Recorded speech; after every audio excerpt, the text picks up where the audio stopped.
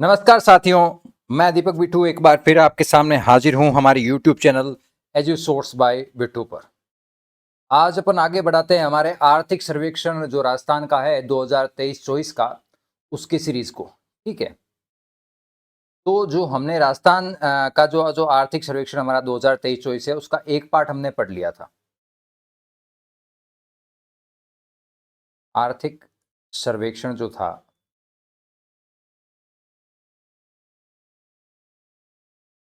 2023-24 का, इसका एक पार्ट हमने पढ़ लिया था जो था वृहद आर्थिक प्रवृत्तियां। वृहद आर्थिक प्रवृत्तियां। ठीक है, ये पहला पार्ट था, ये अपन ने अच्छी तरीके से पढ़ लिया था। उसके बाद जो दूसरा पार्ट आता है, ये थोड़ा विस्तृत पार्ट है। 3-4 जो क्षेत्र हैं उनसे संबंधित है, जो कृषि व संबंधित क्षेत्र।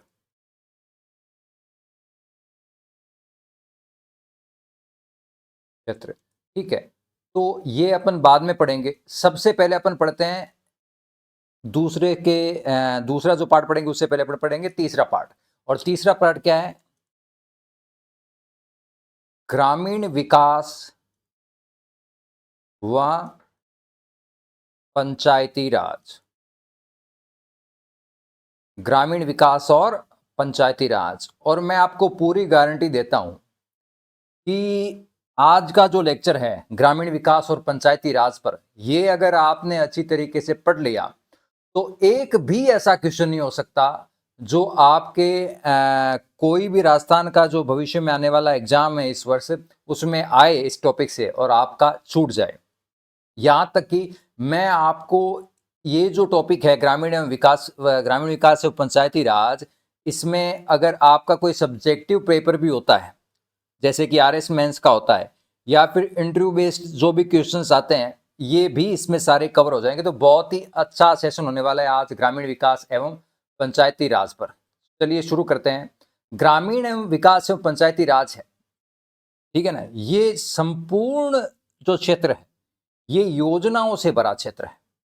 ठीक है, और ऐसी ऐसी योजनाएं हैं, जन कल्याणकारी योजनाएं हैं, ठीक है ना, जिससे बहुत सारे प्रश्न बनते हैं। और ये चलिए एग्जाम को तो छोड़िए, आपको आम जीवन में भी इसके बारे में पता होना चाहिए। आप पढ़े लिखे नागरिक होते हैं, तो इसका एक पढ़े लिखे नागरिक, एक समझदार नागरिक और एक जिम्मेदार नागरिक होने के प्रति भी आपका ये दायित्व बनता है कि आपको ग्रामीण विकास एवं पंचायती राज की योजनाओं के बारे में और ग्रामीण विकास किस प्रकार से सरकार द्वारा किया जा रहा है उसके बारे में पता होना चाहिए। जब हम आर्थिक सर्वेक्षण में जाएंगे तो जो सबसे पहली योजना आएगी वो आएगी राजीविका के बारे में। किसके बारे में? राजीविका के बारे में।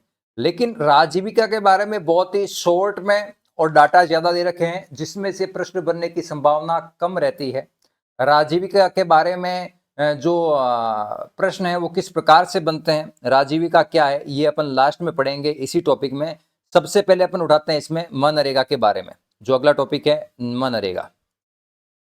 ठीक है, मनरेगा। ठीक है, महात्मा गांधी ग्रामीण रोजगार योजना जो है, ठीक है ना, मनरेगा। मनरेगा जो योजना है, ठीक है, ये 2006 में आंशिक रूप से लागू हुई थी, फिर 2008 में ये पूर्ण रूप से लागू हो गई। ठीक है, अब इस योजना के बारे में जो मुख्य मुख्य बातें हैं वो मैं आपको बताता हूं। सबसे पहली बात है कि हमारी जो ग्रामीण बेरोजगारी है देश में, उसको मिटाने के लिए ये योजना लाई गई थी और इसमें 100 दिन के रोजगार की गारंटी दी जाती है। ठीक है, मनरेगा में क्या दी जाती है? 100 दिन के रोजगार की गारंटी दी जाती है। चाहे आप किसी गांव में निवास कर रहे हो, ठीक है, और आप कहते, आपका ये मानना है कि मुझे कोई भी रोजगार नहीं मिल रहा है, तो ये वर्तमान में बात आपकी नहीं मानी जाएगी, क्योंकि भारत सरकार आपको मनरेगा के तहत आपको 100 दिन के रोजगार की तो गारंटी देती है कि 100 दिन का रोजगार तो भारत सरकार कहती है कि मैं दूंगी आपको, आप चिंता क्यों कर रहे हो। तो मनरेगा में 100 दिन के रोजगार की गारंटी दी जाती है। 101वां दिन जो हो गया उसके रोजगार की गारंटी ये नहीं लेती है। ठीक है। फिर मनरेगा योजना है, ये सिर्फ ग्राम पंचायत के निवासियों के लिए है। यानी अगर मैं शहर का निवासी हूं तो मैं चाहूं कि मैं न मनरेगा के अंतर्गत काम करूं तो ये नहीं हो पाएगा, क्योंकि ये सिर्फ ग्राम पंचायत के लिए है। शहरों के लिए भी हाल ही में इंदिरा गांधी नरेगा योजना प्रारंभ की गई थी, उसके बारे में अपन बाद में बात करेंगे, लेकिन वो इस बार के आर्थिक सर्वेक्षण में नहीं है। ठीक है। इसके बाद इसमें क्या क्या चीजें हैं, जॉब कार्ड होता है एक, जिसमें आपकी पूरी डिटेल होती है। आपको जॉब कार्ड में जॉब कार्ड का नंबर होता है। ठीक है। उसमें पखवाड़े वाइज होता है, 15-15 दिन का पखवाड़ा होता है। उसकी सारी डिटेल होती है कि आपने कितना काम किया और कितना आपको है वो पारिश्रमिक मिला, कितना रुपए मिले, वो सारी की सारी डिटेल इस जॉब कार्ड में भरी जाती है। यानी मनरेगा में काम करने से पहले आपके पास जॉब कार्ड होना जरूरी है। ठीक है। अगर आपके पास जॉब कार्ड नहीं है तो आप मनरेगा के लिए रजिस्टर्ड ही नहीं हो। ठीक है ना। तो मनरेगा में रजिस्ट्रेशन मतलब जॉब कार्ड। अगर आज मान लीजिए आप आज अगर जॉब कार्ड के लिए आवेदन करते हैं तो ये अनिवार्य है कि आपको 15 दिन के भीतर भीतर जॉब कार्ड दिया जाएगा। ठीक है ना। अगर जॉब कार्ड नहीं दिया जाता है तो उसके लिए उत्तरदायी जो भी कर्मचारी है उस पर शास्ति आरोपित की जाती है, उसको पैसा भरना पड़ेगा, जुर्माना भरना पड़ेगा। ठीक है। फिर आपका मान लीजिए जॉब कार्ड बन गया, परसों ही तैयार हो गया। ठीक है। फिर आप रोजगार मांगेंगे कि भाई साहब मैं इसी ग्राम पंचायत का निवासी हूं, इस गांव का निवासी हूं और मुझे तो रोजगार दो। ठीक है। आपने जैसे ही परसों आवेदन किया, ठीक है, तो आवेदन के 15 दिन के अंदर अंदर आपको रोजगार देना पड़ेगा, चाहे कैसे भी करके दो, चाहे गड्ढे खुदवाएं, चाहे रोड के इधर उधर कोई साफ सफाई का काम है, मतलब जैसे झाड़ियां उग जाती है वो कटवाएं, कोई भी सड़क निर्माण कार्य में लगाए, कुछ में भी लगाओ, आपको 15 दिन के अंदर अंदर रोजगार दिया जाएगा। अगर आपको 15 दिन के अंदर अंदर रोजगार नहीं दिया जाता है तो उसके लिए जो भी उत्तरदायी कर्मचारी है उस पर शास्ति आरोपित की जाएगी। यानी मनरेगा में 100 दिन का आपको रोजगार दिया जाएगा, गारंटी है। ग्राम पंचायत के निवासी ही इसके लाभार्थी होते हैं। 15 दिन के अंदर अंदर आपका रजिस्ट्रेशन या फिर कहते हैं जॉब कार्ड है वो आपको देना अनिवार्य है। आपने आवेदन किया रोजगार के लिए, उसके 15 दिन के अंदर अंदर आपको रोजगार भी दिया जाएगा। फिर आपको एकदम लाडू साहब की तरह रखा जाएगा। समझ गए कैसे? कि गांव से 5 किलोमीटर के अंदर अंदर ही आपको है वो दिया जाएगा। मान लीजिए मेरा गांव है, ठीक है ना, मान लीजिए मेरा गांव है, मान लीजिए कोई भी गांव उठा लो, मान लीजिए नापासर गांव है, मैं मान लीजिए नापासर गांव का निवासी हूं। ठीक है। अब मान लीजिए रोजगार मैंने मांगने गया तो मेरे को 3 दिन के अंदर अंदर उन्होंने रोजगार दिया कि भाई साहब 15 दिन ज्यादा हो गए तो इसको अपने को फिर जुर्माना भरना पड़ जाएगा, अपने जेब से इसको पैसे देने पड़ जाएंगे, इसलिए इनको इसको रोजगार दो। उन्होंने क्या किया, उन्होंने रोजगार दे दिया। मान लीजिए नापासर ग्राम पंचायत के अंदर कोई दूसरा गांव भी आता होगा, मान लीजिए नापासर के अंदर मान लीजिए कोई भी गांव है, मान लीजिए कोई भी सालासर मान लो नाम का गांव आता है। ठीक है।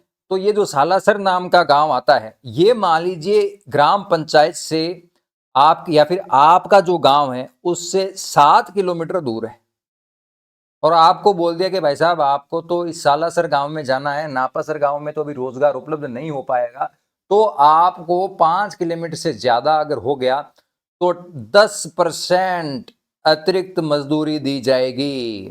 ठीक है। मान लीजिए आपने 200 रुपए का काम किया तो आपको 220 दिए जाएंगे। वाई? क्योंकि गांव से 5 किलोमीटर दूर है जो आपकी साइट है जहां पे आपको काम करना है, कोई तालाब खुदाई का कार्य है या कुछ भी कार्य है, वो आपके गांव से 5 किलोमीटर दूर है, तो आपको 10% अतिरिक्त मजदूरी भी दी जाएगी मनरेगा के अंतर्गत। ठीक है।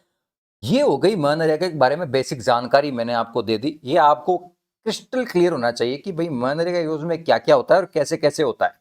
ठीक है। और यही आर्थिक सर्वेक्षण में लिखा गया है, बड़े बड़े 2 पेज में 1.5 पेज में लिखा गया है, जो मैंने आपको आसान भाषा में समझा दिया है। ठीक है। फिर अपने को ये भी नॉलेज होनी चाहिए, क्या? अपने को ये भी नॉलेज होनी चाहिए कि अब मनरेगा के अंदर डाटा डाटा की बात करते हैं हम, चलिए। ठीक है। जब डाटा की बात करते हैं तो डाटा की बात जब करते हैं तो देखिए 2022-23 का तो अपने काम का नहीं है, अपन बात करते हैं 2023-24 के डाटा की, ठीक है। 2023-24 में जो राजस्थान है उसमें कुल मिलाकर 9400 करोड़ रुपए जो हैं वो मनरेगा के अंतर्गत पूरा खर्चा आया, टोटल व्यय आया। मतलब आप जो श्रमिक भुगतान कर रहे हैं वो सब कुछ मिला के, मेटेरियल का भी खर्चा लगता है, श्रम का भी लगता है, ये सारा 9400 करोड़ रुपए आया है। कितना है? 9400 करोड़ रुपए राजस्थान का अकेले का खर्चा आया है, ठीक है। अब कितने परिवार लाभान्वित हुए? 63.85 लाख परिवार इससे लाभान्वित हुए हैं, ठीक है। और मानव रोजगार दिवस कितने रहे? 3751 लाख। मतलब मानव रोजगार दिवस आप मान सकते हैं कि जैसे मान लीजिए कोई परिवार है उसमें 5 जने हैं, 5 जने एक दिन काम करते हैं तो रोजगार दिवस कितने जनरेट हुए? 5। समझ रहे हैं आप? तो इस प्रकार से कुल मिलाकर 3751 लाख मानव रोजगार दिवस है वो मनरेगा के लिए जनरेट हुए। तो ये डाटा आपके लिए कब उपयोगी है? जब आप किसी से भी वाद विवाद करते हैं कि भाई मनरेगा योजना कैसी है, राजस्थान के लिए इसका क्या लाभ है, तो तब ये डाटा बड़े उपयोगी होते हैं कि आप कह सकते हैं लगभग 10,000 करोड़ रुपए जो है व्यय उसमें होता है, 63 लाख परिवार इसे लाभान्वित हुए हैं, ठीक है। और इसमें से 5.09 लाख परिवार ऐसे थे इस 63 लाख में से जिन्होंने 100 दिन पूरे कंप्लीट किए हैं। समझ रहे हैं आप? तो ये एक बहुत बड़ा लाभ है कि 5 लाख ऐसे परिवार भी रहे जिन्होंने 100 दिन का पूरा रोजगार का लाभ या फायदा उठाया है, ठीक है। तो ये मनरेगा रोजगार मनरेगा जो योजना है उसके बारे में मैंने आपको सब कुछ बताया, ठीक है। तो एक पार्ट मनरेगा का यहां कंप्लीट होता है। अब क्या हुआ? अब हमारे जो मुख्यमंत्री सीएम साहब थे अशोक गहलोत जी, उन्होंने ये सोचा कि भाई साहब 100 दिन का रोजगार तो अपन ने दे दिया, फिर उसके बाद तो वो परिवार बेरोजगार हो जाएगा। तो फिर सीएम रोजगार गारंटी योजना है वो लाई गई, ठीक है। सीएम रोजगार गारंटी योजना में क्या किया गया? कुछ भी नहीं किया गया भाई। 100 दिन तो आप मनरेगा से कर रहे हैं। अब जिन परिवारों ने 100 दिन पूरे कर लिए, यानी सीएम रोजगार गारंटी योजना है, ये 63.85 लाख परिवार के लिए नहीं होगी, ये होगी इन 5.09 लाख परिवार के लिए जिन्होंने 100 दिन का रोजगार है वो पूरा कर लिया है, ठीक है। ये 100 दिन का जिन्होंने रोजगार पूरा कर लिया है उनको अतिरिक्त 25 दिन का रोजगार है वो राज्य सरकार द्वारा और दिया जाएगा, ठीक है। ये है सीएम रोजगार गारंटी योजना कि 100 दिन अगर आपने मनरेगा से आपके परिवार ने कर लिया है तो फिर 25 दिन आपको जो है रोजगार है वो सीएम साहब कहते हैं कि हम और देंगे, ठीक है। अब ये तो हो गया आम लोगों के लिए, है ना। ये है मिनटोस जिंदगी। किसकी मिनटोस जिंदगी? एक तो 12 में 2 जनजातियां हैं, सहरिया और खेरवा, उदयपुर की कथोड़ी। इनकी मिनटोस जिंदगी कैसे है कि 200 डेज का इनको मिलेगा, यानी 100 दिन तो आप करो नरेगा से, 100 दिन आप कहां से करो? मनरेगा से, और 200 दिन की जो है मजदूरी यानी प्लस 100 डेज है आपको सहरिया, खेरवा और कथोड़ी जनजाति है उनको 100 दिन एक्स्ट्रा सीएम साहब देंगे। तो सीएम रोजगार गारंटी योजना ये है, यानी आम नागरिक है उनको मनरेगा के 100 के अतिरिक्त 25 दिन, और जो सहरिया, खेरवा और कथोड़ी जनजातियां हैं उनको 100 दिन एक्स्ट्रा दिए जाएंगे सीएम रोजगार गारंटी योजना के तहत। समझ में आ गया? ये है आपका ग्रामीण विकास पंचायती राज जो टॉपिक है, ठीक है ना। ग्रामीण विकास पंचायती राज जो टॉपिक है उसके अंदर हमने ये पढ़ा मनरेगा के बारे में, ठीक है। मनरेगा क्या होती है, क्या सिस्टम चलता है मनरेगा का, ये अपन ने पढ़ लिया, ठीक है। तो मनरेगा अपन ने कंप्लीट कर लिया है। मनरेगा में क्या क्या सिस्टम होता है, कितना व्यय हुआ, कितना नहीं हुआ, सीएम रोजगार गारंटी क्या होती है। तो पहली योजना हमारे यहाँ पे कंप्लीट हो गई है मनरेगा जो आर्थिक सर्वेक्षण में, और बड़ी अच्छी तरीके से हो गई है। मुझे नहीं लगता कुछ भी इसमें किंतु परंतु आपके रहा है, ठीक है। अब अपन चलते हैं नेक्स्ट योजना की तरफ, चलें। चलिए, नेक्स्ट योजना क्या है? नेक्स्ट योजना आती है मिशन अमृत सरोवर। कौन सी योजना आती है? मिशन अमृत सरोवर। अब मिशन अमृत सरोवर योजना क्या है भाई, इसके बारे में अपन पढ़ते हैं,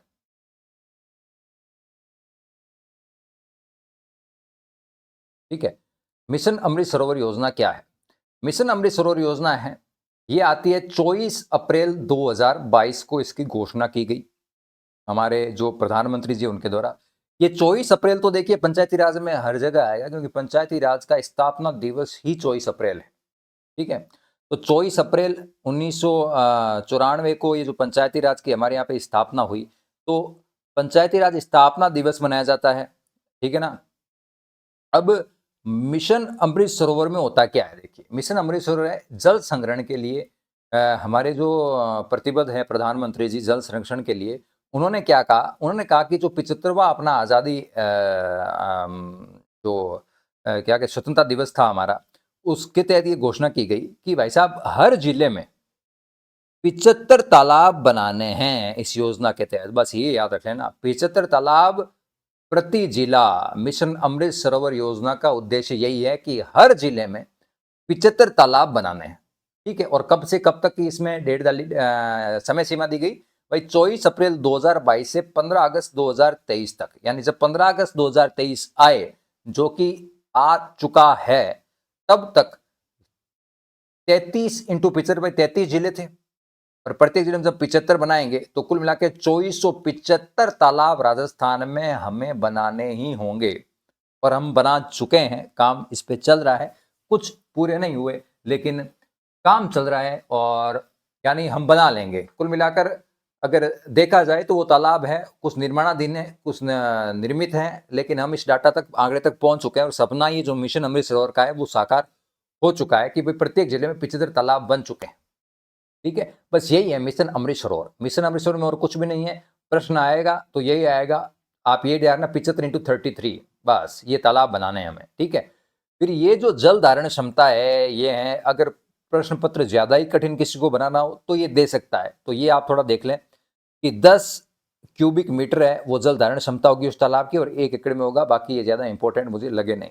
चलिए ठीक है, अब अपन बात करते हैं दूसरी योजना के बारे में। ठीक है, दूसरी योजना क्या है? दूसरी योजना आती है प्रधानमंत्री आदिवासी न्याय महाअभियान। कौन सी है? प्रधानमंत्री जनजातीय आदिवासी न्याय महाअभियान। इसको अच्छी तरीके से आप पढ़ लेना। इस योजना को शॉर्टकट में कहा जाता है पीएन जनमन। क्या कहा जाता है? पीएन जनमन। जनमन यानी जनजातीय आदिवासी न्याय महाअभियान। अब ये जो प्रधानमंत्री जनजातीय आदिवासी न्याय महाअभियान है, सबसे पहले बात अपन करते हैं कि इसकी शुरुआत कब हुई। तो 29 नवंबर 2023 को मंत्रिमंडल ने इसको स्वीकृति दी। अगर कथन के रूप में इस योजना के बारे में पूछा जाए तो ये भी एक कथन आ सकता है कि सही है या गलत है।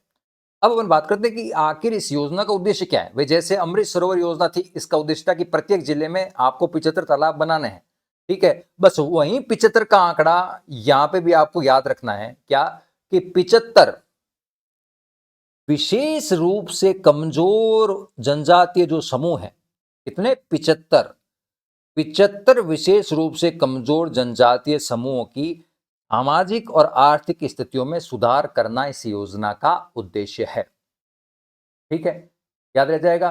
फिर ये जो मैंने कहा ना, हिंदी में जो मैंने कहा विशेष रूप से कमजोर जनजातीय समूह, इसको शॉर्टकट में आपको पीवीटीजी कहते हैं। इसकी फुल फॉर्म आप खुद देखना ताकि आपको याद रहे। बाकी यहाँ पे मैंने लिखी हुई है, देखने की जरूरत नहीं है। पर्टिकुलरली वल्नरेबल ट्राइबल ग्रुप्स, तो जो सामाजिक जो पिछड़े जनजातीय समूह है, कितने? 75। अमृत सरोवर में तालाब कितने?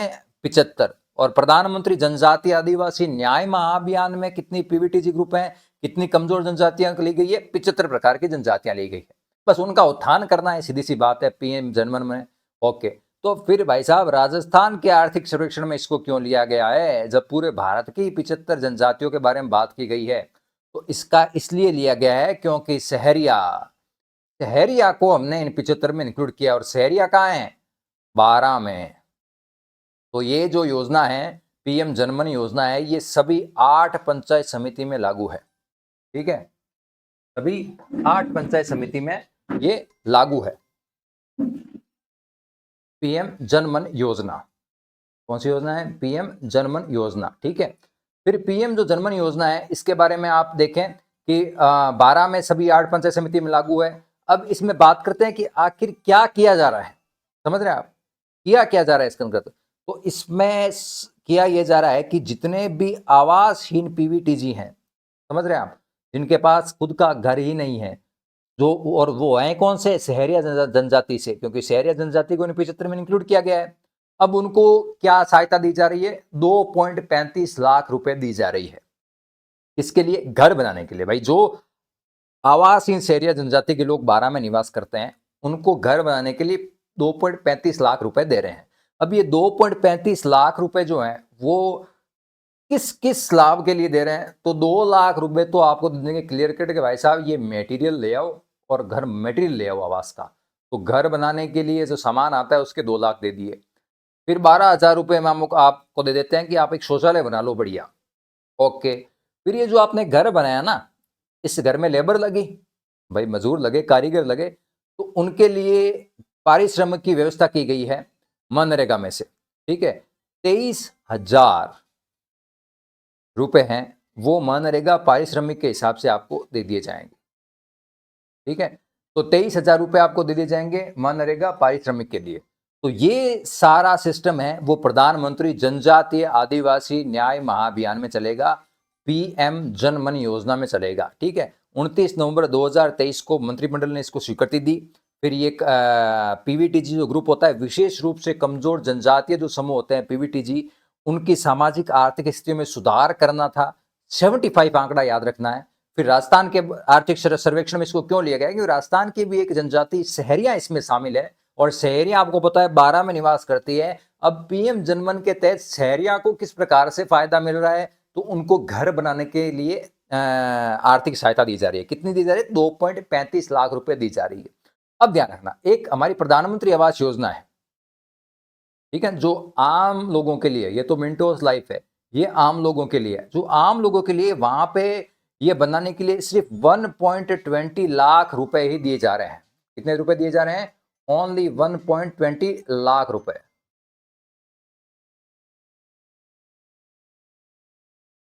ठीक है, तो ये थी प्रधानमंत्री पीएम जनमन योजना।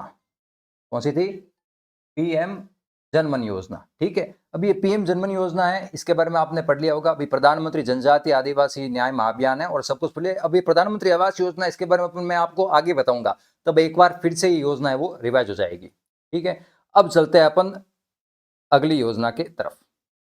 ठीक है, ये लीजिए प्रधानमंत्री आवास ग्रामीण योजना है, ये भी फटाक से आ गई। चलिए इसको थोड़ा सा जूम कर देते हैं ताकि आपको जो है ये अच्छी तरीके से समझ में आ जाएगा। ओके, चलिए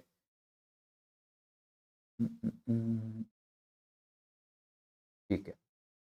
ठीक है, अब प्रधानमंत्री आवास ग्रामीण, अभी अभी हमने देखा कि शहरी जनजाति को है वो आवास बनाने के लिए पैसा दिया जा रहा है। तो अब प्रधानमंत्री आवास योजना ग्रामीण क्या है, तो सबसे पहले तो इसकी तारीख याद रखना, 20 नवंबर 2016। और ये जो योजना है, ठीक है ना, ये एक बहुत बड़ी योजना है भारत के। जैसे मनरेगा एक बहुत बड़ी योजना है, जन कल्याणकारी योजना, ऐसे पीएमवाई जो है प्रधानमंत्री आवास ग्रामीण योजना है, योजना ग्रामीण है, ये भी एक बहुत बड़ी जन कल्याणकारी योजना है। अगर इस योजना के बारे में आपको नहीं पता है तो आप कोई भी भारत का एग्जाम देने के लायक स्टूडेंट हो ही नहीं। तो इसके बारे में तो आपको पता होना ही चाहिए। तो इसके बारे में आपको बहुत ही शॉर्ट एंड स्वीट बता देता हूं।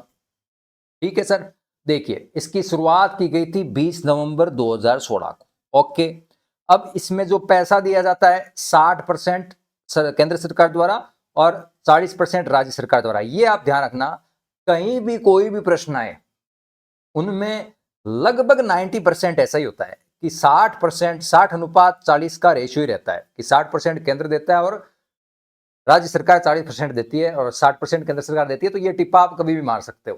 ठीक है, अब बात करते हैं कि इसमें लाभार्थी कौन होते हैं। ठीक है, और बहुत लोग क्या है कि शिकायत करते हैं कि सर जी मेरा नाम है वो ग्राम पंचायत में जो है प्रधानमंत्री आवास योजना में नहीं जोड़ा जा रहा है। तो वो लोग, वो जो सरकार क्यों नहीं जोड़ पा रही है, इसके बारे में आपको बताता हूं कि इसमें जो लाभार्थी होते हैं सबसे पहले वो सामाजिक, आर्थिक और जातिगत जनगणना हुई थी 2011 में। ठीक है, जिसको अपन सेक 2011 कहते हैं। ये जो सामाजिक, आर्थिक और जातिगत गणना हुई थी सेक 2011, इसमें उन लोगों का चयन किया गया था जो आर्थिक रूप से पिछड़े हैं और जिनके पास आवास नहीं है। ठीक है, और वो सूची 2011 में ही तैयार कर ली गई थी। अब उस सूची में जिन जिन के नाम हैं बस केवल वे ही लाभार्थी हैं। अब आपको अगर नाम जोड़ना है इस प्रधानमंत्री आवास योजना में, तो फिर से कोई न कोई ऐसी जनगणना होगी या जब सर्वे होगा तब ही जुड़ पाएगा। आम दिनों में ये नाम है वो आप नहीं जुड़वा सकते। तो ये आपको क्लियर होना चाहिए कि प्रधानमंत्री आवास योजना जो ग्रामीण है उसमें लाभार्थी कौन होता है। तो सोशल, इकोनॉमिक और कास्ट बेस्ड जो जनगणना हुई थी 2011 में, उसके अंतर्गत जिनको लाभार्थी बनाया गया वो लाभार्थी हैं। चलिए, अब मान लीजिए कोई लाभार्थी है, अब उसको क्या क्या फायदा मिलेगा। देखिए, उसको 1.20 लाख रुपए है, ठीक है ना। ये तो मिल जाएंगे जो आप घर बना रहे हो ना, उसका सामान लाने के। ओके, ये घर बनाने के 1,20,00,000 रुपए मिल गए। फिर 12,000 रुपए आपको मिल जाएंगे किस चीज के लिए? शौचालय के लिए। ओके, 12,000 शौचालय के लिए मिल गए। और 90 दिन का जो मनरेगा से रोजगार का पारिश्रमिक मिल जाएगा।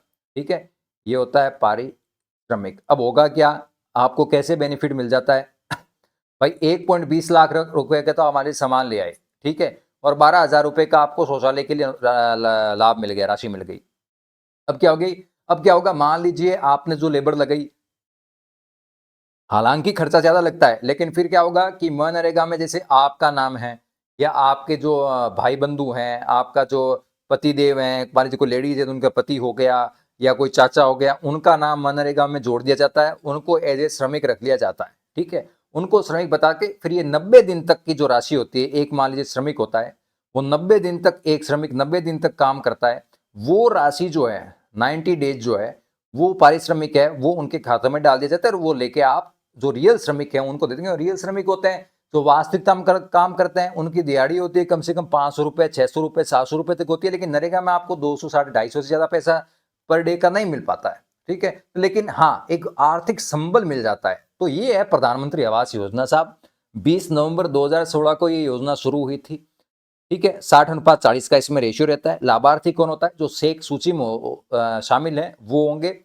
और अब इनको लाभ क्या क्या मिलेगा? तो 1.20 लाख रुपए वो घर के सामान के लिए मिल गए, माल मटेरियल जो भी है, ईंट, चूना, पत्थर, सीमेंट, उसके 12,000 रुपए शौचालय के मिल गए और 90 दिन का मनरेगा से रोजगार मिल जाएगा, पारिश्रमिक मिल जाएगा। ठीक है, अब हमें यह भी पता होना चाहिए कि 2023 में राजस्थान में कितने आवास मिले? तो लगभग 1 लाख। ठीक है ना, तो ये एक बहुत बड़ी चीज है कि राजस्थान में लगभग 1 लाख लोगों को, गरीब लोगों को जिनके पास आवास नहीं था, उनको आवास मिल गया। 96,773 लोग, तो लगभग 1 लाख के करीब हैं, ये देख सकते हैं आप। ये है प्रधानमंत्री आवास योजना।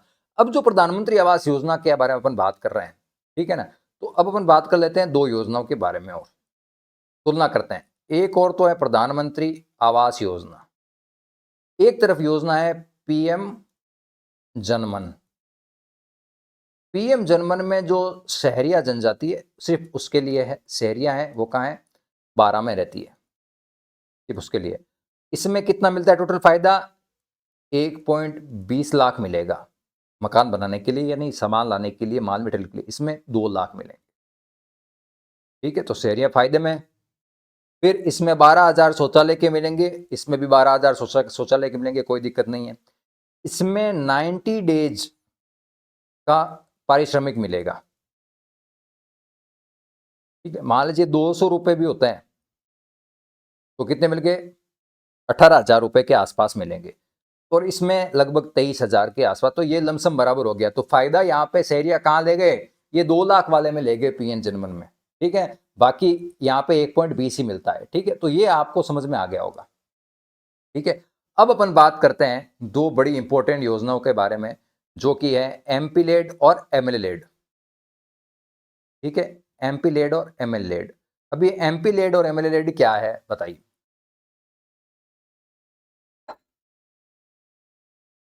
एमपी लेड और एमएलए लेड क्या है सर?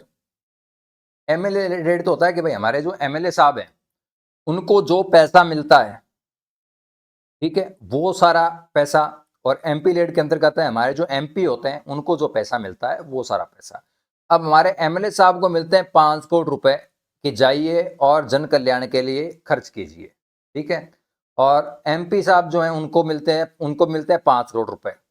तो यहाँ पे कोई भी भेदभाव नहीं है, एमएलए साहब को भी 5 करोड़ रुपए दिए कि आप जाइए खर्च कीजिए, और एमपी साहब को भी दिए 5 करोड़ रुपए आप खर्च कीजिए। ठीक है, तो सबसे पहले अपन बात करते हैं एमएलए साहब की। ठीक है, एमएलए साहब को जो पैसा दिया गया उसमें अनिवार्यता क्या रखी गई? उसमें अनिवार्यता रखी गई कि आप जो 5 करोड़ रुपए खर्च कर रहे हैं, ठीक है, उसमें से 20% यानी लगभग 1 करोड़ रुपए, 1 करोड़ रुपए आप किसके लिए खर्च करेंगे? एससी एसटी के लिए आपको खर्च करना पड़ेगा। ठीक है, 1 करोड़ रुपए आपको किसके लिए खर्च करना पड़ेगा? एससी एसटी के लिए खर्च करना पड़ेगा।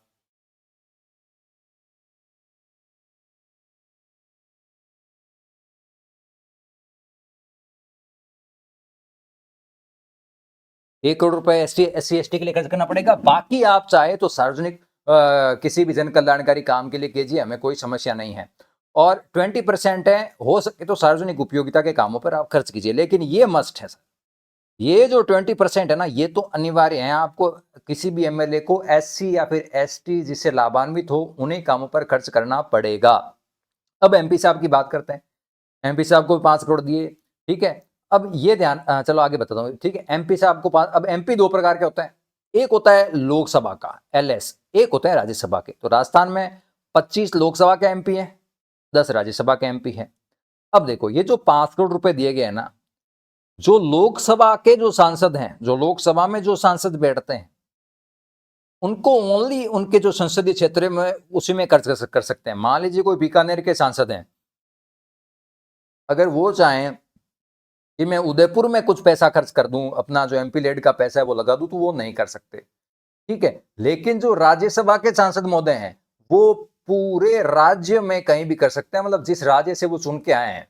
तो ये जो 10 राज्यसभा के सांसद हैं हमारे राजस्थान के, ये राजस्थान में कहीं पे भी अपना एमपी लेड का पैसा है वो जन कल्याणकारी कामों में खर्च कर सकते हैं। लेकिन इसमें एक अपवाद रहता है। एक अपवाद क्या रहता है कि गंभीर प्राकृतिक आपदा में राज्य से व क्षेत्र से बाहर भी मैक्सिमम 1 करोड़ रुपए खर्च कर सकते हैं। मान लीजिए उत्तराखंड में कोई आपदा आ गई, मान लीजिए महाराष्ट्र में कोई आपदा आ गई, ठीक है, तो बीकानेर के जो सांसद महोदय हैं वो 5 करोड़ में से 1 करोड़ है वो वहां पे खर्च कर सकते हैं, बस 1 करोड़, उससे ज्यादा नहीं। और ये जो राज्यसभा के सांसद महोदय हैं ये भी वहां पे 1 करोड़ रुपए खर्च कर सकते हैं।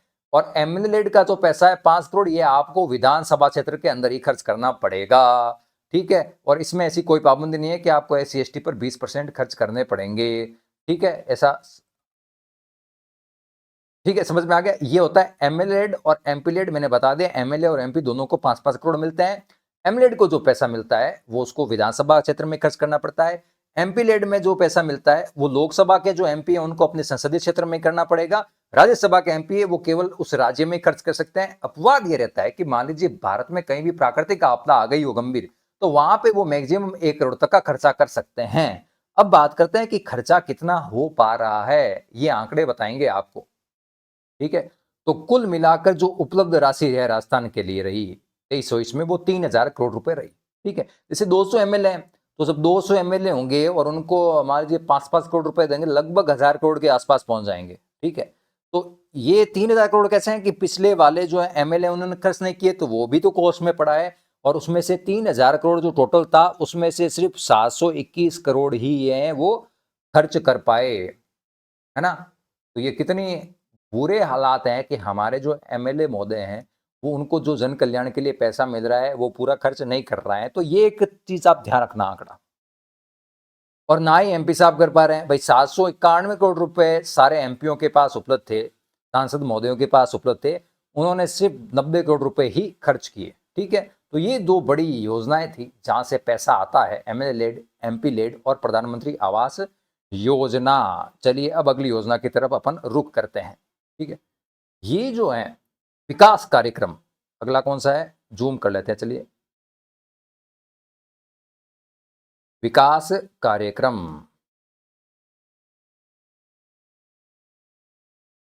ठीक है, विकास कार्यक्रम में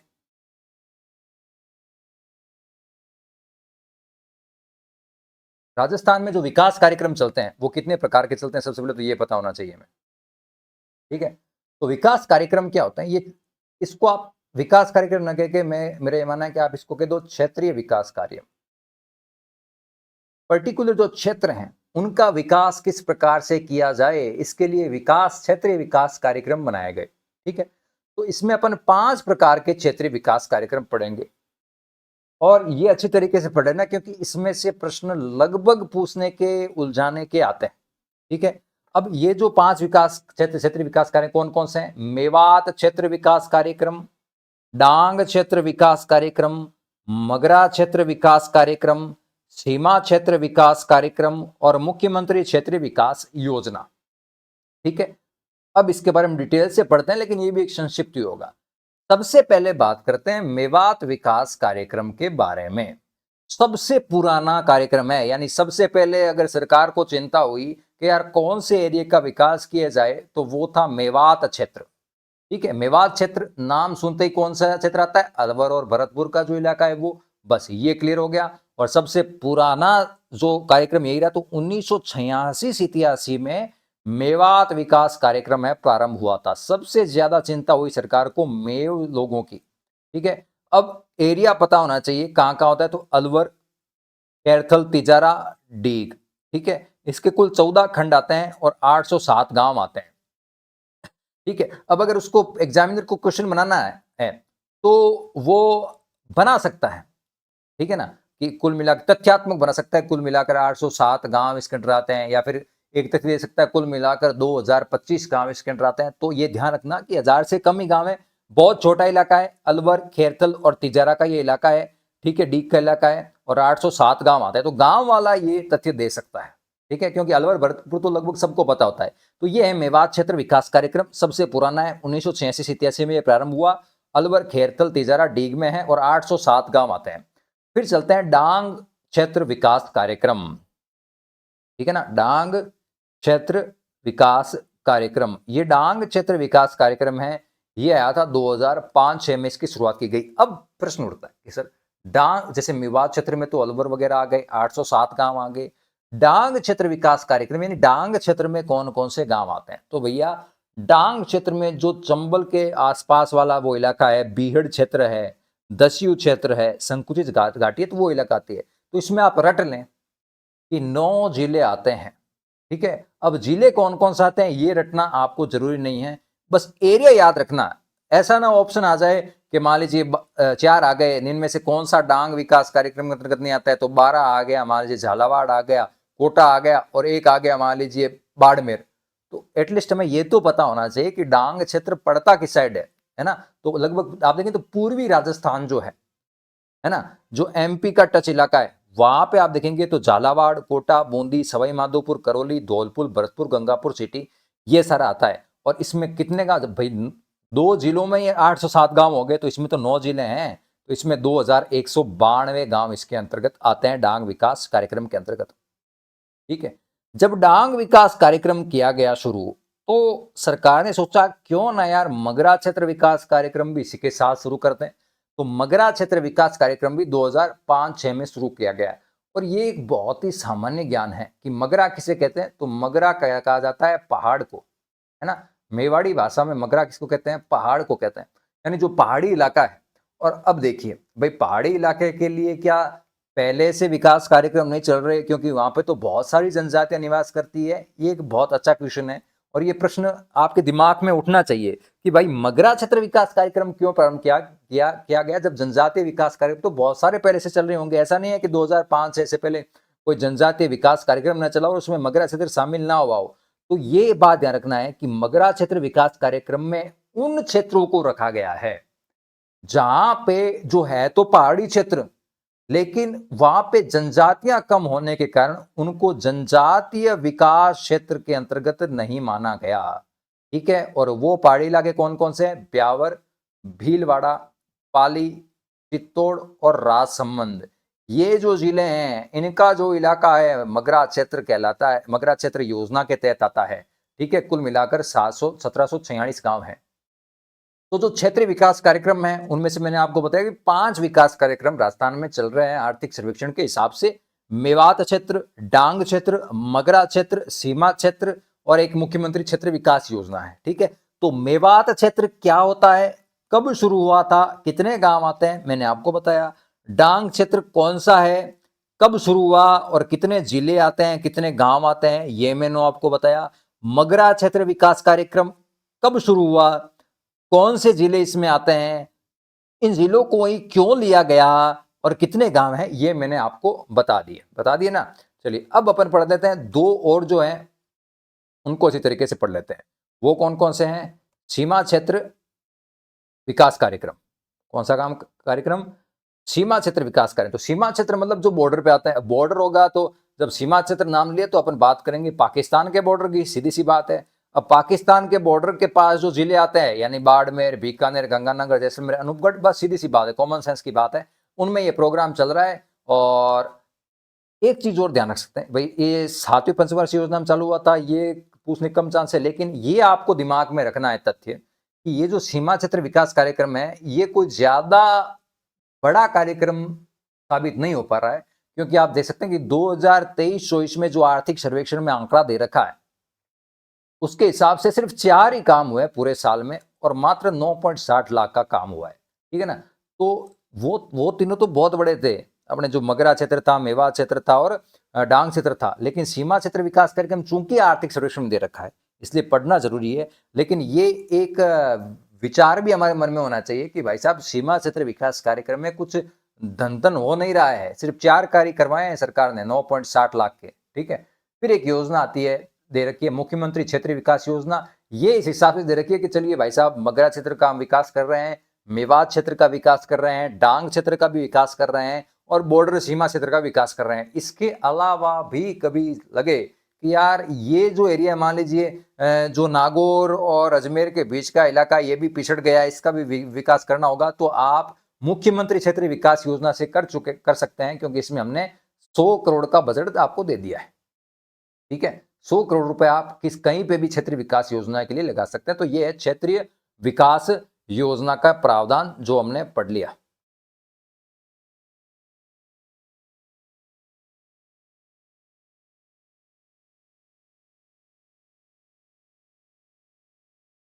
ठीक है। यह क्षेत्रीय विकास कार्यक्रम जो मैंने आपको अभी सारा बता दिया है कि 5 प्रकार के क्षेत्र विकास कार्यक्रम हमारा आर्थिक सर्वेक्षण में दे रखे हैं और यही डिटेल दे रखी है और आप इसको आसानी से अब याद हो गया होगा। सब सारे विकास कार्यक्रम आपको अच्छी तरीके से मैं मानता हूं।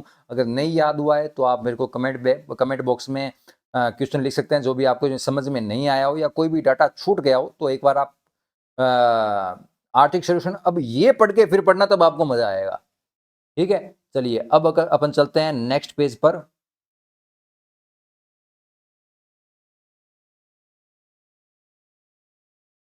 अगली जो योजना आती है वो आती है महात्मा गांधी जन भागीदारी विकास योजना। ये क्या है सर? ये क्या है जन भागीदारी योजना?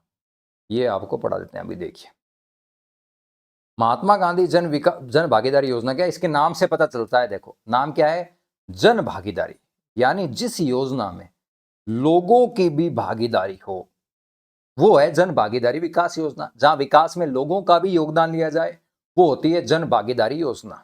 ठीक है। इस योजना की शुरुआत 2020 में की गई। 2020 में क्यों की गई, इसके पीछे जो विचार था, इस योजना का आधार था, वो ये था कि सबसे पहले तो आप सामुदायिकता का विकास करें ग्राम के लोगों में। ठीक है ना, कि भाई मिलजुल के हमें काम करना है, हमारी गांव की समस्याओं को से निपटने का बीड़ा हमें ही उठाना पड़ेगा। ये भावना, इस भावना का उद्भव करना महात्मा गांधी जन भागीदारी विकास योजना का जो मूल उद्देश्य रहा। ठीक है। अब और गांव में जो विकास की जो यात्रा चल रही है उससे गांव के लोग भी जुड़े। जैसे गांव में बहुत सारे काम हो जाते हैं लेकिन गांव वालों को पता भी नहीं चलता, लेकिन अब इस योजना से पता चलेगा। कैसे पता चलेगा? क्योंकि जेब से भी पैसे लगेंगे। कैसे? देखिए सर, 2 फरवरी 2020 में इसका ये योजना जो शुरू की गई थी वो की गई थी गुरु गोलवलकर जन भागीदारी योजना के नाम से, लेकिन बाद में इसका नाम पलटकर कर दिया क्या महात्मा गांधी जन भागीदारी विकास योजना। ठीक है। 100% जो है ये जो वित्तीय सहायता है ये स्टेट देता है, राजस्थान सरकार है। 100% जो है वो सहायता राजस्थान सरकार से भी मिलेगी जितनी मिलेगी। ठीक है। अब इसमें करते क्या है, देखो राजस्थान सरकार कहती है कि सर हम आपको पैसा दे देंगे गांव में विकास के लिए। ठीक है। तो कितने रुपए दोगे? तो सारे रुपए तो हम आपको नहीं देंगे, कुछ मात्रा में देंगे और कुछ रुपए आपको इकट्ठे करने पड़ेंगे। ठीक है, तो कितने दोगे?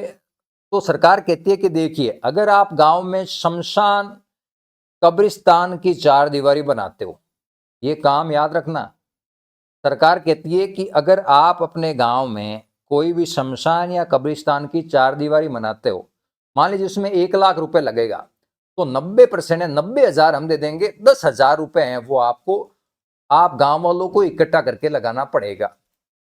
ठीक है, तो सरपंच साहब ने कहा ओके। और बाकी दूसरे काम मान लीजिए हम करवाएं, जैसे सड़क बनानी है या फिर कुछ और करवाना हो, तो उसके लिए क्या होगा? तो उसके लिए हम आपको 90% नहीं देंगे, उसके लिए हम आपको 70% देंगे। मान लीजिए आपको कोई रोड बनानी है, उसमें 1 लाख रुपए लग रहा है, तो हम आपको 70,000 रुपए देंगे। ठीक है, 30,000 रुपए आप गांव वालों को इकट्ठा करना पड़ेगा। बोला ठीक है। और कोई योजना? बिल्कुल, तीसरा है, हम आपको 80% भी देंगे। ये सामुदायिक परिसंपत्तियों का निर्माण कर रहे हो ना, उसके लिए हम आपको 80% भी दे सकते हैं, लेकिन उसके लिए एक शर्त है, और वो शर्त क्या है कि मान लीजिए आप कोई सड़क बना रहे हो 1 लाख में, और उस सड़क पे 100 जने रहते हैं, उसमें से 40 जने SC ST से संबंधित हो, यानी ऐसा कोई भी कार्य हो जिसमें 40% अनुसूचित जाति व जनजाति के लोग लाभान्वित हो रहे हो, तो हम आपको 80% दे देंगे। और बोलो तो ठीक है, और कुछ नहीं, और कुछ नहीं है। तो कुल मिलाकर महात्मा गांधी जन भागीदारी विकास योजना में 100% स्पॉन्सर्ड है स्टेट गवर्नमेंट के द्वारा। ठीक है, 3 प्रकार के डिवीजन है कामों के। पहला डिवीजन है कि अगर आप शमशान या कब्रिस्तान की चार दीवारी बनाओगे तो सरकार आपको 90% पैसा दे देगी, सहायता दे देगी। अगर आप और कोई भी काम कर रहे हो जिसमें SC ST ज्यादा लाभान्वित नहीं हो पा रहे हैं, तो आपको 70% सरकार पैसा दे देगी। और मान लीजिए कोई भी काम कर रहे हो, यानी शमशान और कब्रिस्तान की चार दीवारी के अलावा, जिससे कि 40% SC ST के लोग लाभान्वित हो रहे हैं अगर, तो सरकार कहती है हम 70 की जगह आपको 80% दे देंगे। और बोलो ठीक है, और बाकी के जो 10 या 20% है, ये आप लोगों को जन संग्रहण यानी गांव के लोगों को मिलकर लगाना होगा। बस यही है महात्मा गांधी जन भागीदारी विकास योजना, जिसमें जन की भागीदारी सुनिश्चित की जा रही है। ठीक है, उसके बाद में आती है 8वीं योजना है, जो है मुख्यमंत्री जिला नवाचार निधि योजना। बहुत ही आसान है, इसमें कुछ नहीं, बिल्कुल भी हेडेक नहीं लिया सरकार ने। इसने कहा कि प्रत्येक जिले के कलेक्टर साहब जो हैं उनको एक एक करोड़ रुपए दे दो, और उनको जो अच्छा लगे कि भाई लोगों का फायदा इस काम में हो, वहां पे आप आवंटित कर दो, कोई दिक्कत नहीं है। तो 33 करोड़ रुपए है वो इसकी निधि है। ठीक है ना, तो मुख्यमंत्री जिला नवाचार यानी जिला में नवाचार के लिए जिला कलेक्टर को 1 करोड़ रुपए दे दिए सबको, उनको जैसा लगे जो लगे वो काम करो। ठीक है, ये हो गई मुख्यमंत्री जिला नवाचार निधि। तो महात्मा गांधी जन भागीदारी विकास योजना अच्छी तरीके से पढ़ ली, और मुख्यमंत्री जिला नवाचार निधि ये तो बड़ी छोटी सी है, इसमें कुछ ज्यादा पढ़ने लायक है नहीं, तो मैंने आपको बता दिया। चलिए, अब नेक्स्ट टॉपिक बड़ा इंपॉर्टेंट टॉपिक है और हर एस्पेक्ट से इंपॉर्टेंट है। किसी भी आप परिप्रेक्ष्य में देखें, चाहे सब्जेक्टिव पेपर के हिसाब से देखें आप, ठीक है ना, चाहे भी इंटरव्यू के हिसाब से देखें या किसी भी हिसाब से आप इसको देख लें, ये बड़ा इंपॉर्टेंट टॉपिक है। और वो टॉपिक क्या है? बायोफ्यूल। ठीक है, बायोफ्यूल। अब बायोफ्यूल क्या होता है सर? मैं आपको बताता हूं बायोफ्यूल क्या होता है, और ये आप अच्छी तरीके से रट लेना। सबसे पहले बात है, बायोफ्यूल होता क्या है? ठीक है, बायोफ्यूल होता है पौधों से ईंधन बनाना। ठीक है, यानी आपकी जो गाड़ी है उसमें ऐसा ऑयल डल जाए जो पौधों से बनता हो, यानी जमीन से पेट्रोल नहीं निकलता, पेट्रोल नहीं, डीजल नहीं, पौधों से ऐसा ईंधन बना लें जिससे मशीनें चलने लगे, सोचिए, वो होता है बायोफ्यूल। एक बात ये है। ठीक है, समझ में आ गया? क्लियर हो गया? बायोफ्यूल क्या होता है? पौधों से ईंधन बनता है। फिर सरकार ने सोचा यार ऐसे कौन से पौधे हैं जो हमारे यहाँ पे उगते हैं, ठीक है ना, पैदा होते हो और उनसे ईंधन बन जाए। तो 4 पौधे हैं, ये सारा आर्थिक सर्वेक्षण में लिखा बता रहा हूं मैं आपको, अपनी तरफ से कोई एक्स्ट्रा ज्ञान नहीं दे रहा हूं।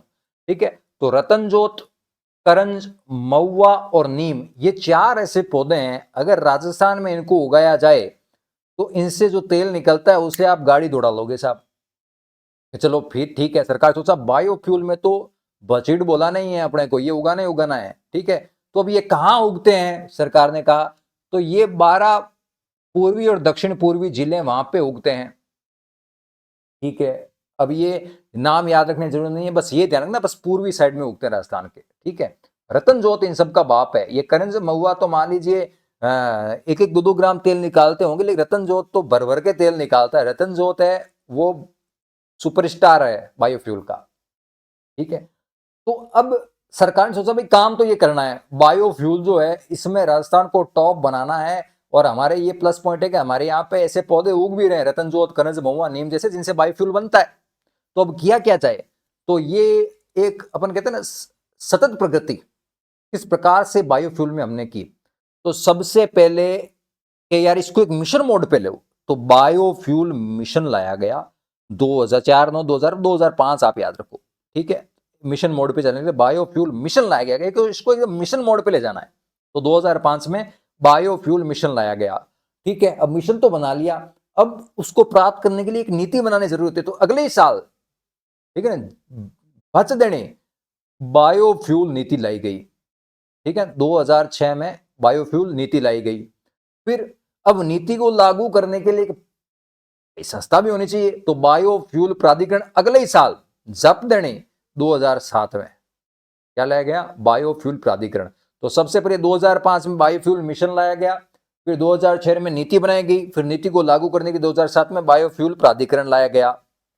अब क्या गया गया, अब चूंकि ये जो बायोफ्यूल हैं, ये जो पौधे हैं, इनको देखिए जो पारंपरिक खाद्यान्न फसलें जो लोग उगा रहे हैं वहां तो नहीं उगा पाएंगे, क्योंकि वो इसका विरोध करेंगे, भाई साहब हमारा तो काम चल रहा है, हम इसको नहीं उगाने वालेंगे, क्योंकि ये एक औद्योगिक पर्पज की फसल है और इसमें बहुत ज्यादा वैज्ञानिक अनुसंधान की आवश्यकता होती है। तो आप उन जमीनों को बर्बाद नहीं कर सकते। तो इसके लिए 2009 में एक राजस्थान बंजर भूमि विकास बोर्ड लाया गया।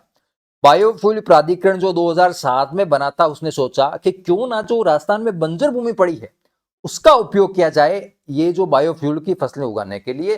तो राजस्थान बंजर भूमि विकास बोर्ड की स्थापना 2009 में की गई। इसका नाम 2016 में इसी बोर्ड का परिवर्तित कर दिया गया, बंजर भूमि एवं चारागाह विकास बोर्ड। ठीक है, अब 2019 में राजस्थान जैव ईंधन नियम लाए गए 2019 में। ठीक है, और ये सब कुछ करने वाला राजस्थान पहला राज्य है। ठीक है, तो भरमार है ये प्रश्नों की, अगर आप देखेंगे और बड़ी आसानी से याद आप कर लेंगे। ठीक है ना, तो ये जो मैंने बनाया ना बॉक्स, ये आर्थिक सर्वेक्षण में से, ग्रामीण विकास पंचायती राज में से प्रश्नों की भरमार है।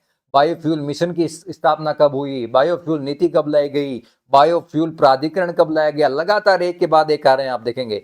राजस्थान बंजर भूमि बोर्ड विकास बोर्ड कब लाया गया, बंजर भूमि एवं चारागाह विकास बोर्ड कब बना, राजस्थान जैव ईंधन अधिनियम नियम कब बने। ठीक है, अब आर्थिक सर्वेक्षण में जो ये जैव ईंधन अधिनियम है ना, इसके बारे में 2 बातें लिखी गई है। कितनी बातें, राजस्थान जैव ईंधन अधिनियम के बारे में। और ये 2 बातें क्या लिखी गई है,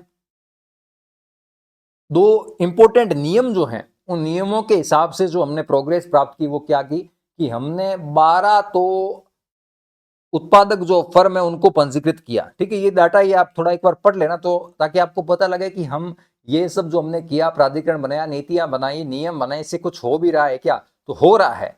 12 हमने B100, क्या क्या ये B100 है ना, ये ध्यान रखना, B100 हमारे यहाँ पे जो बायोफ्यूल बन रहा है ना उसका मानक है B100, याद रखना। तो बायोडीजल जो हमारे यहाँ बनता है B100 उसका मानक है।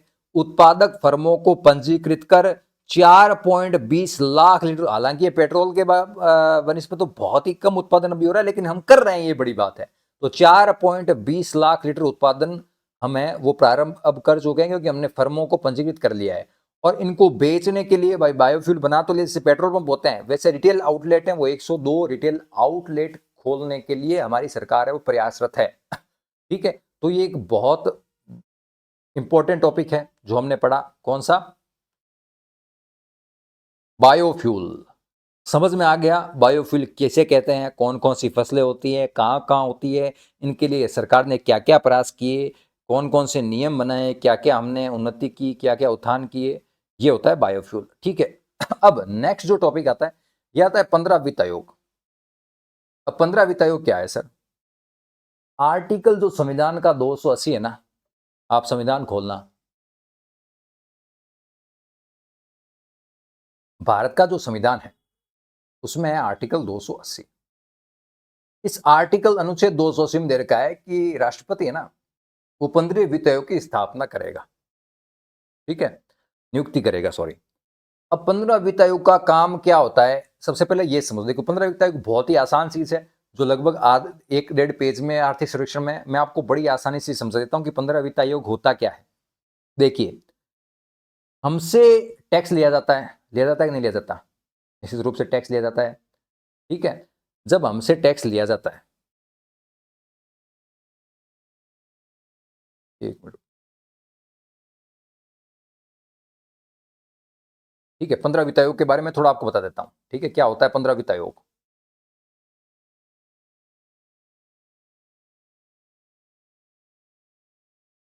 ठीक है, 15 वित्त आयोग क्या है? ठीक है, तो हमारे संविधान में आर्टिकल 280 है, उसमें स्पष्ट रूप से लिखा गया है क्या, कि जो राष्ट्रपति है ना, वो केंद्रीय वित्त आयोग की नियुक्ति करेगा। केंद्रीय वित्त आयोग की नियुक्ति करेगा। अब ये केंद्रीय वित्त आयोग होता क्या है? देखो, इंडिया यानी भारत के पास में टोटल टैक्स आया, मान लीजिए 1 लाख करोड़ रुपए। ठीक है, 1 लाख करोड़ रुपए हुआ। ठीक है, अब चूंकि हमारा भारत में एक राज्य है, भारत राज्यों का संघ भी है। ठीक है, तो अब इस पैसे का बंटवारा भी तो करना होगा ना मेरे भाई। इस पैसे का बंटवारा कौन करेगा, कि कौन से राज्य को कितना जाएगा, राजस्थान को कितना पैसा दें इसमें से, बिहार को कितना पैसा दें इसमें से, ठीक है, एमपी को कि इसमें से कितना पैसा दे, ये सब कुछ तय कौन करता है? 15 वित्त आयोग करता है। एक बड़ी बड़ी अवधारणा बताई है। यानी मैं कह रहा हूं, जो संचित निधि है भारत सरकार की, है ना, जो विभाज्य निधि है, कर में से जो कर आया उसमें से जो विभाजन योग्य निधि है, उसका छोटे से छोटा बंटवारा कौन तय करता है? 15वां वित्त आयोग करता है। ठीक है, अब चूंकि हम पंचायती राज के बारे में बात करते हैं, तो पंचायती राज को भी पैसा कौन देता है? ग्राम पंचायतों को, जिला परिषदों को, इनको पैसा कौन देता है बताओ? मैं आपको बता देता हूं। एक जो ग्राम पंचायत होती है, इसको आप समझ लेंगे तो अगले दो टॉपिक बड़े आसान हो जाएंगे। एक ग्राम पंचायत जो होती है, उसके पास पैसा देने वाली दो संस्थाएं होती है, ध्यान रखना। ऐसे तो बहुत होती है, लेकिन बड़ा पैसा 90% पैसा आता है एफएफसी।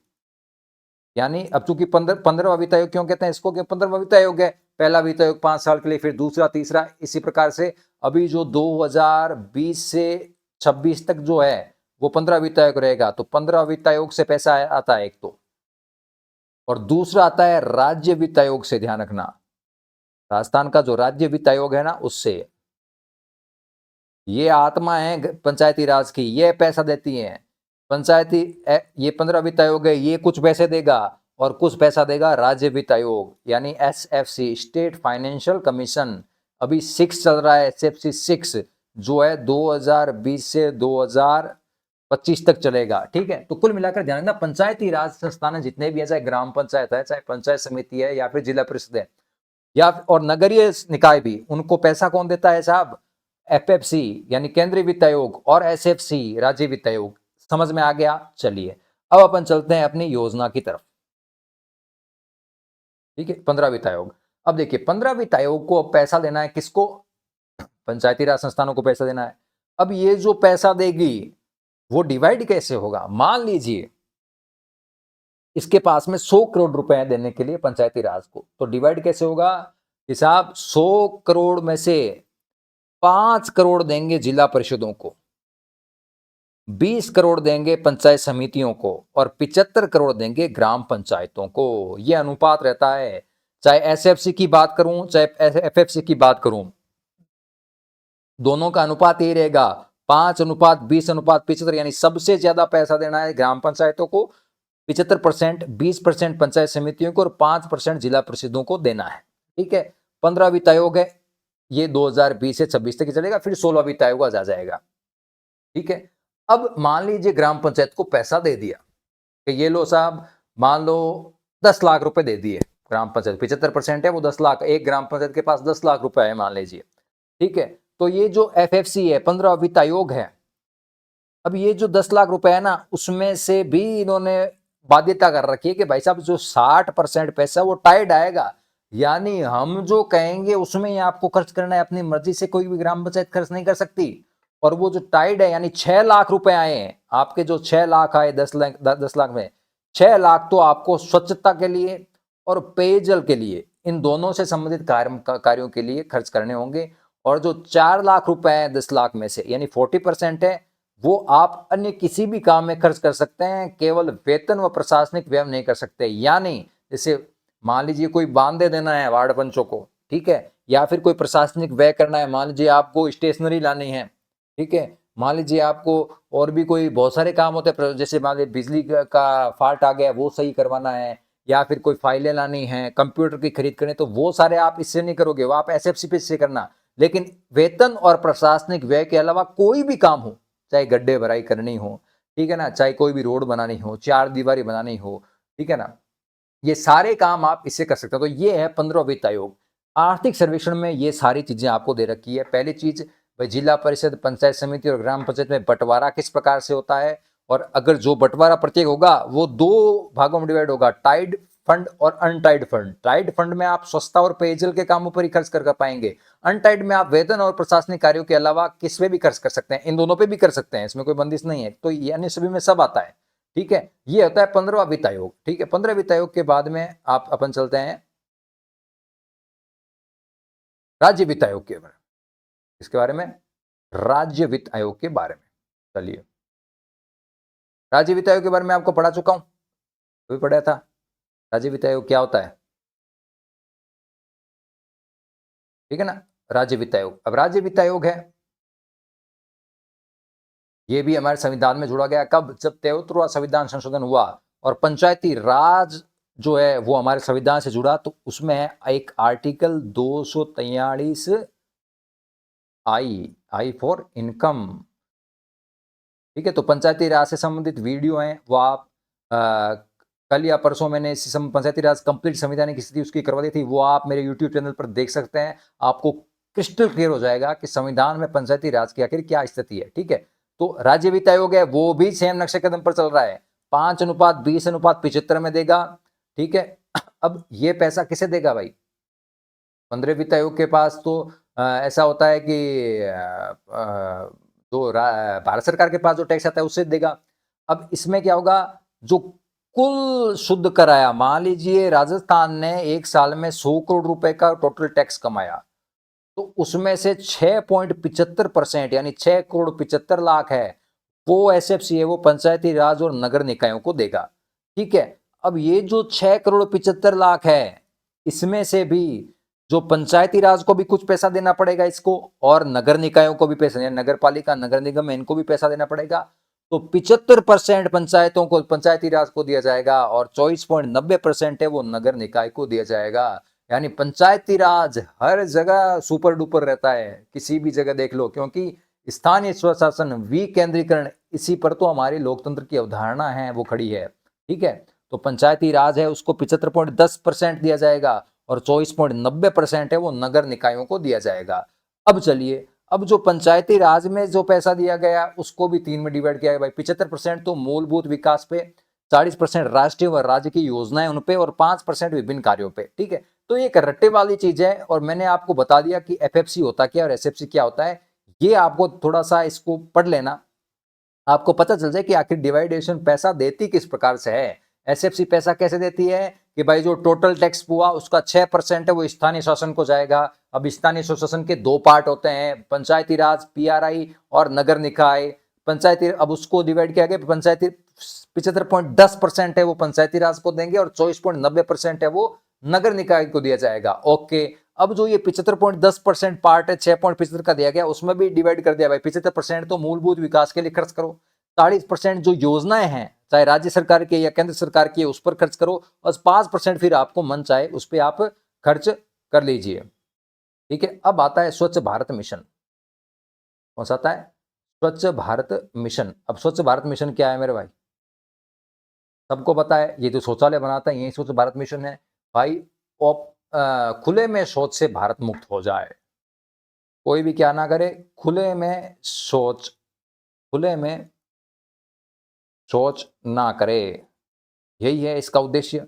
ठीक है, तो इसमें ये तारीख आप ध्यान रखना, कौन सी तारीख, 31 मार्च 2018 को राजस्थान है वो ओडीएफ यानी खुले में शौच से ये मुक्त हो चुका है 31 मार्च 2018 को ही। ये तारीख याद रखना, 31 मार्च 2018 को राजस्थान है वो 31 मार्च 2018 को खुले में शौच से मुक्त राज्य हो चुका है। ठीक है, तो अब क्या, अब 2020-21 से इन्होंने सेकेंड चरण शुरू कर दिया। इस सेकेंड चरण कब तक चलेगा भाई, 5 साल तक चलेगा। 2020-21 से शुरू हुआ और 5 साल तक ये चरण चलेगा। इसका नाम दिया गया ओडीएफ प्लस। भाई ओडीएफ तो हो चुका है ना, खुले में शौच से मुक्त हो चुका है। अब प्लस यानी और उन्नति करनी है, तो और उन्नति के लिए इसमें 3 योजनाएं चलती है। एक तो वही पुरानी वाली, भाई आप अगर व्यक्तिगत शौचालय बनाओगे तो आपको 12,000 का लाभ अनुदान दिया जाएगा आर्थिक। ठीक है, फिर सामुदायिक स्वच्छता केंद्र बनाओगे, ठीक है ना, तो 3 लाख रुपए हैं वो दिए जाएंगे। अब 3 लाख रुपए में भी ग्राम पंचायत जैसे मान लीजिए कोई सामुदायिक स्वच्छता केंद्र बनाती है तो 3 लाख में से भी 30% है वो अपने पढ़ा था ना 15 वित्त आयोग, केंद्रीय वित्त आयोग वो दे देगा, और 70% है वो एसबीएम योजना में जो पैसा है, जो निधि है उसमें से दिया जाएगा।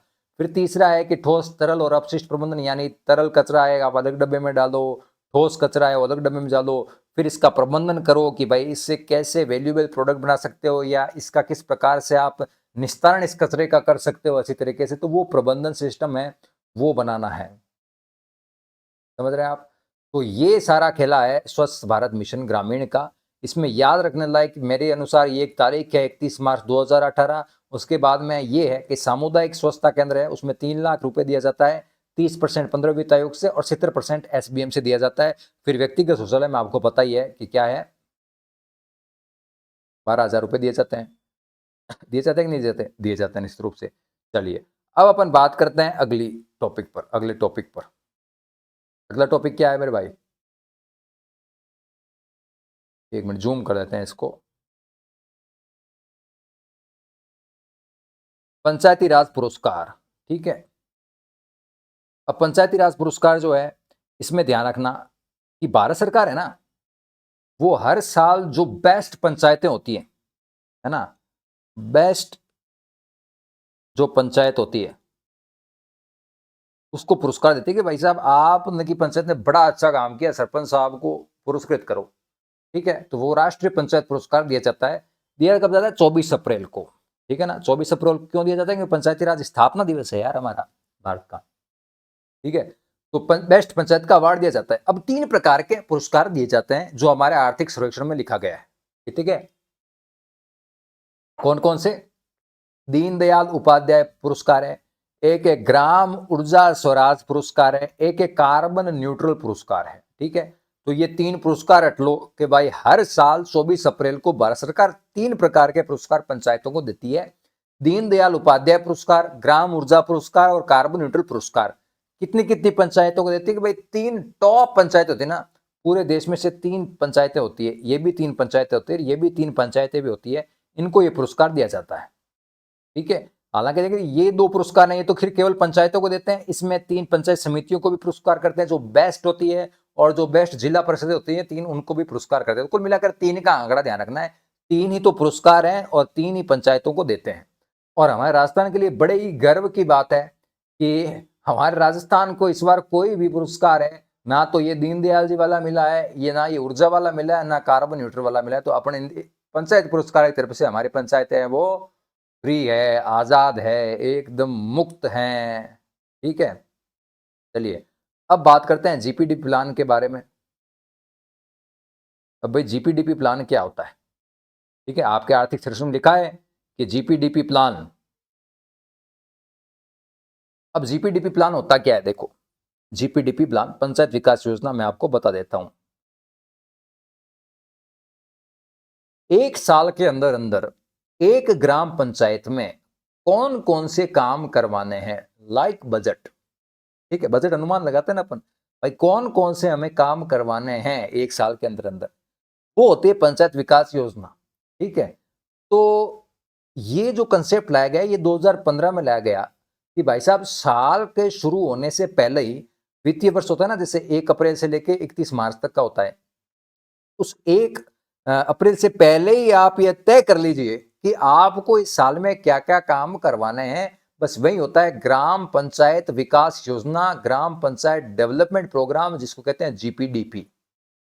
ठीक है, अब के चलिए 2015 में शुरुआत हुआ है। अब इसमें देखिए आप आर्थिक सर्वेक्षण के 3 चीजें हैं, जीपीडीपी, बीपीडीपी, डीपीडीपी। तो ये कुछ नहीं है, gram panchayat development programme, block panchayat development programme और डिस्ट्रिक्ट पंचायत डेवलपमेंट प्रोग्राम। यानी ये जिला स्तर का होता है, ये पंचायत समिति स्तर का होता है, ग्राम पंचायत स्तर का होता है। लेकिन आपको ये क्लियर होना चाहिए कि भाई जीपीडीपी होता क्या है, वो मैंने बता दिया कि अगले साल में आपको क्या क्या काम करने हैं, उनका प्लान पहले कि ये 50 काम हमें करने हैं, बस ये हमारा जीपीडीपी प्लान है।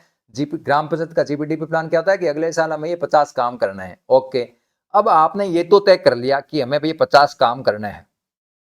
अब साहब, अब हमको जो पैसा मिलेगा उसको ये 50 काम में लगाना है और सिस्टम है सारा ऑनलाइन। तो अब ये फीड कहाँ करें? तो सरकार कहती है कि ई ग्राम स्वराज पोर्टल हमने बना दिया है, आप जाना ई ग्राम स्वराज पोर्टल पे, आपको लॉगिन आईडी देती है, उसमें जाके ये जीपीडीपी प्लान फीड कर देना आप। तो कि चलो ओके, ई ग्राम स्वराज पोर्टल में हम इसको फीड कर देंगे। ठीक है, तो ये है ग्राम स्वराज पंचायत विकास योजना, जीपीडीपी। तो मैंने आपको बताया 2015 से इसकी शुरुआत हुई, ये अवधारणा आई और ई ग्राम स्वराज पोर्टल में इसको है वो अपलोड कर दिया जाता है। ठीक है, अब इसके लिए अभियान चलाए गए। अभियान क्यों चलाए गए? भाई मान लीजिए कोई ग्राम पंचायत है, उसको पहले तो यही बोला गया 2015 में कि आप तो तय करके बता दो कि आपको कितने काम करने हैं, आप तो जीपीडीपी प्लान बता दो। उन्होंने क्या किया? उन्होंने कहा कि हमें तो 50 की 50 है वो सड़कें बनानी है साहब। तो ये तो गड़बड़ काम हो गया भाई।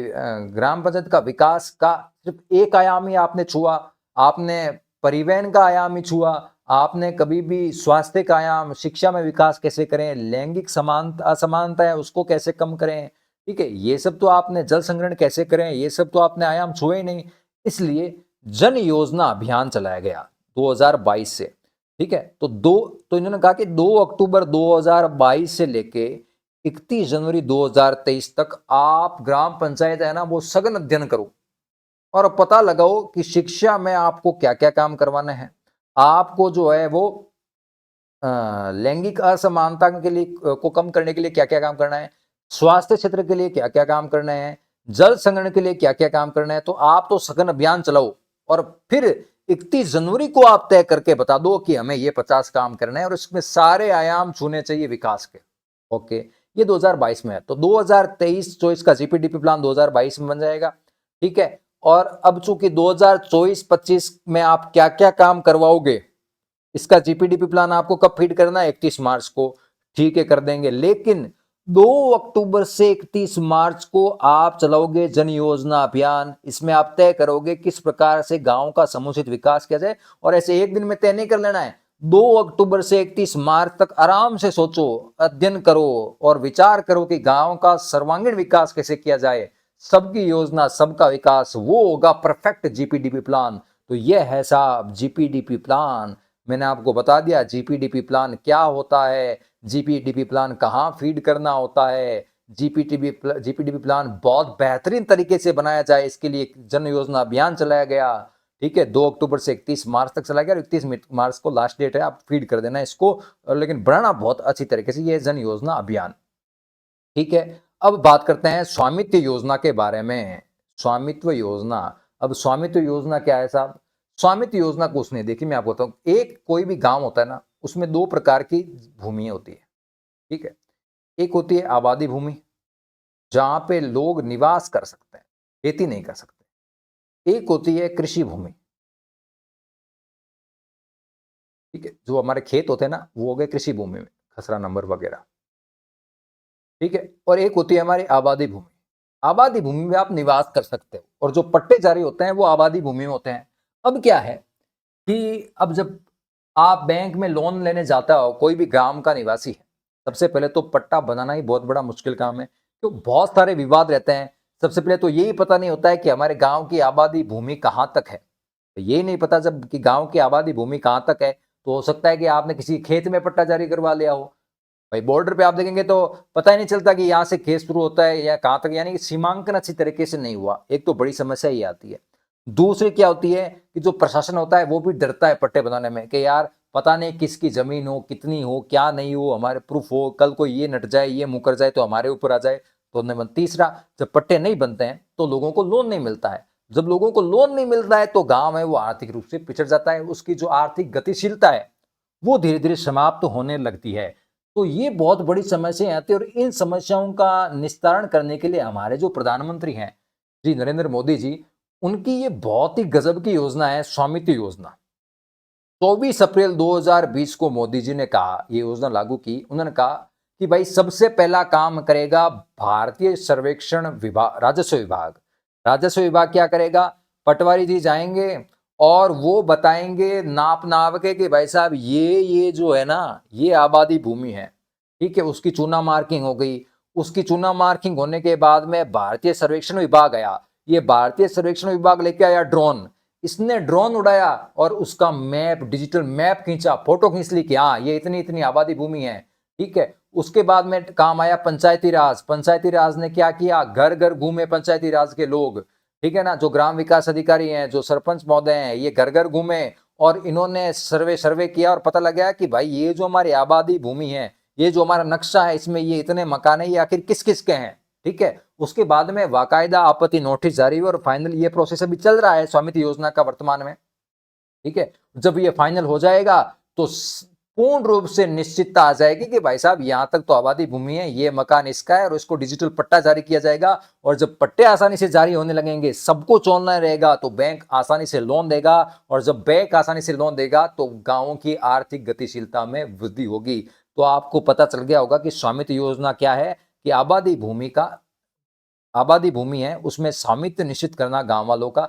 3 विभाग हैं, राजस्व विभाग, भारतीय सर्वेक्षण विभाग और पंचायती राज, तीनों विभाग मिलके इस योजना को सफल बनाने के लिए लगे हुए हैं और किस प्रकार लगे हैं वे मैंने आपको बता दिया। ये हो गई आपकी स्वामित्व योजना पूरी, जो आर्थिक सर्वेक्षण में दी हुई है, ठीक है।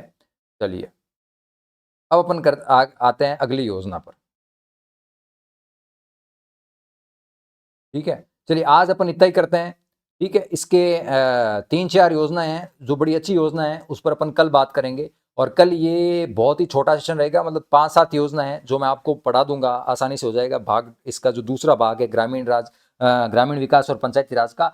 तो आज अपन ने जो जो योजनाएं पढ़ी, और मुझे नहीं लगता कि कोई भी आर्थिक सर्वेक्षण में इंपॉर्टेंट डाटा इसमें शेष रहा होगा, और आपको भी मुझे लगता है अच्छी तरीके से समझ में आ गया होगा कि आखिर ग्रामीण विकास और पंचायती राज का आर्थिक सर्वेक्षण में लिखने का क्या तो मकसद रहा। और जब आप इतनी अच्छी तरीके से पढ़ लेंगे तो आर्थिक सर्वेक्षण बनाने का मकसद भी पूरा हो जाएगा, ठीक है। तो प्रत्येक योजना मैंने आपको अच्छी तरीके से बता दी और कुछ योजनाएं बाकी है वो मैं आपको कल और अच्छी तरीके से पढ़ा दूंगा। तो आपके इकोनॉमिक सर्वे के 2 टॉपिक जबरदस्त तरीके के हो जाएंगे। फिर अगला टॉपिक भी अपन लेंगे और आर्थिक शोषण ऐसा करेंगे कि बस मजा आ जाए, एक भी प्रश्न छूटे ना, बस हमारा उद्देश्य इतना ही रहना चाहिए, ठीक है ना। तो बहुत बहुत धन्यवाद, आपने ये वीडियो देखा, थैंक यू सो मच।